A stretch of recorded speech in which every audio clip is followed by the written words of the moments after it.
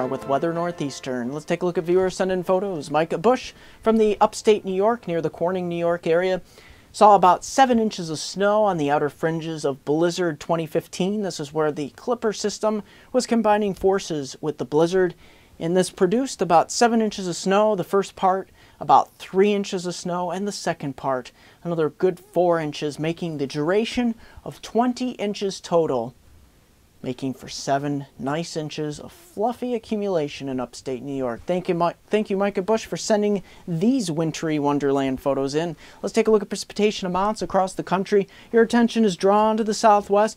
This will be the next moisture plume that we start to get with the developing trough here in the southwest for the system that will traverse across the country this weekend and into Monday across the East Coast, and I'll get into details on that. Of course, in New England into southeast Canada, most of this moisture is with the system that will be occurring on Friday, Thursday night and Friday. So let's get right into the factors affecting the Friday system. Of course, here in the Northeast, this is where we got the trough developing, going negative over the Gulf of Maine. A little bit too late here for parts of New York City, Binghamton, Scranton, parts of New Jersey, Philadelphia, Washington, D.C. Most of that heavier snow will be into northern upstate New York, into Vermont, New Hampshire, Maine, and extreme northern Massachusetts, especially north of the New York State Thruway and north of the Massachusetts, Vermont, and New Hampshire borders. So let's get right into, and before we do, notice this little trough starting to develop here in the southwest. That's Monday's system for the east, so I'll have details on that. Ridge continues out west. Take a look at these snowfall totals for your Friday, Thursday night and Friday across parts of New England, into parts of Concord and Boston, getting upwards of 3 to 6 inches likely. Syracuse through Albany, over parts of Oswego. This is where we could see another 3 to 6 inches. Up into the Adirondacks, good 4 to 6, maybe 7 inches of snow. It's not until you get up in here in New Hampshire, Maine, and then over towards Quebec, New Brunswick, Ontario, we could be seeing a solid 5 to as much as 10 inches of snow across the southern provinces of Canada, stretching even westward towards Ottawa as well.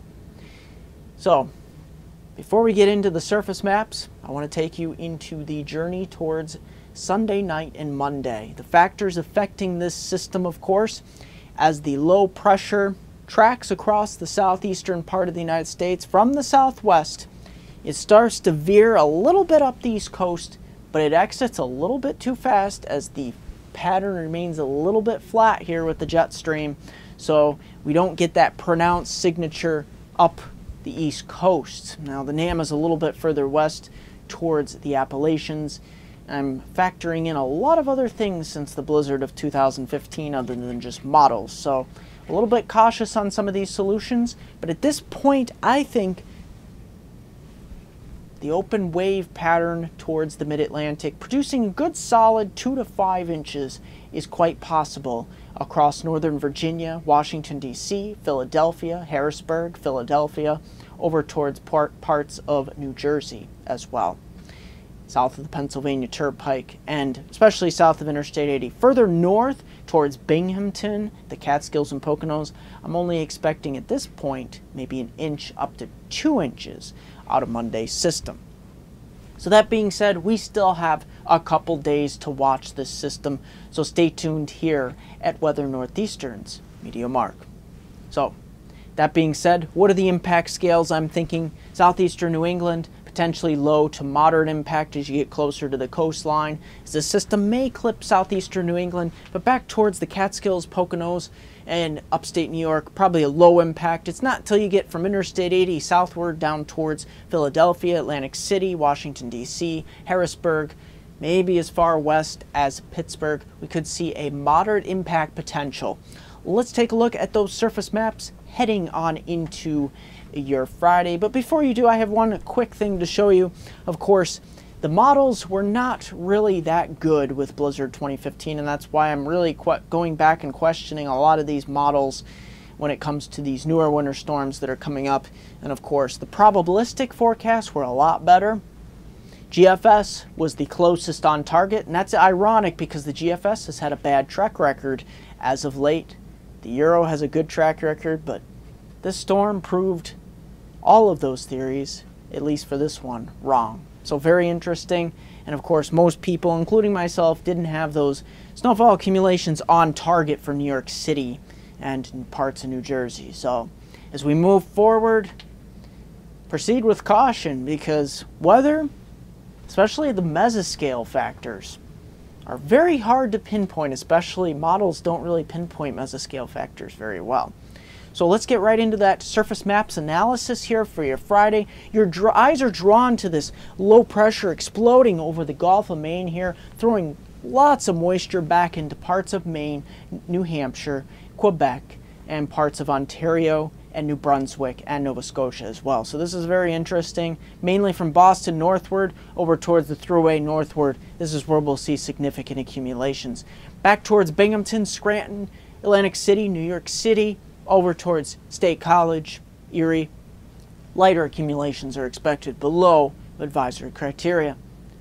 Over towards Maine and New Hampshire, warning criteria snowfall will likely be achieved. Let's take a look at your Saturday. This is where the Arctic front blasts to the southeast. Look at these temperatures, barely even making it out of the single digits from the New York State Thruway southward towards Binghamton, Scranton, all the way up into southern Ontario below zero as you get over the US-Canadian border. And heading on into Sunday, those reinforcing shots of cold air head southeastward across New England, just downright cold. And this really sets us up for a very cold next week, heading on into, of course, your Sunday as well. This just really downright cold. And of course, this sets us up for increasing clouds from the south here for your Sunday. And this really is the precursor for the Sunday night into Monday system that spreads snowfall across the mid-Atlantic, but nothing significant at this time. And of course, the big story will be the cold air as we get another reinforcing shot behind this system.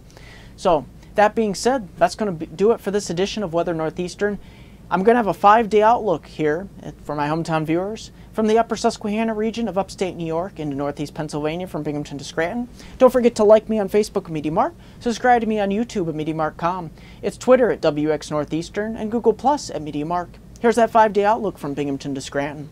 Take a look at this from Friday, your end of the week here. We're looking at temperatures pretty much, I could say, at the same levels, maybe another inch or less of snow as that system pulls away. But Saturday, just downright cold. Look at this. It will be sunny, but very cold. Won't even make it to 10 degrees. Lows below zero towards -5. Sunday, just continued downright cold. Temperatures really not making it up very much into Monday. We get that next system rolling in with snowfall, maybe up to an inch or two, but that's about it. Heading on into Tuesday morning, this is where I really want you to pay attention. Some of the colder valleys could go down as low as -20 below. That is downright cold and enough to break some records. That's going to do it for this edition of Weather Northeastern.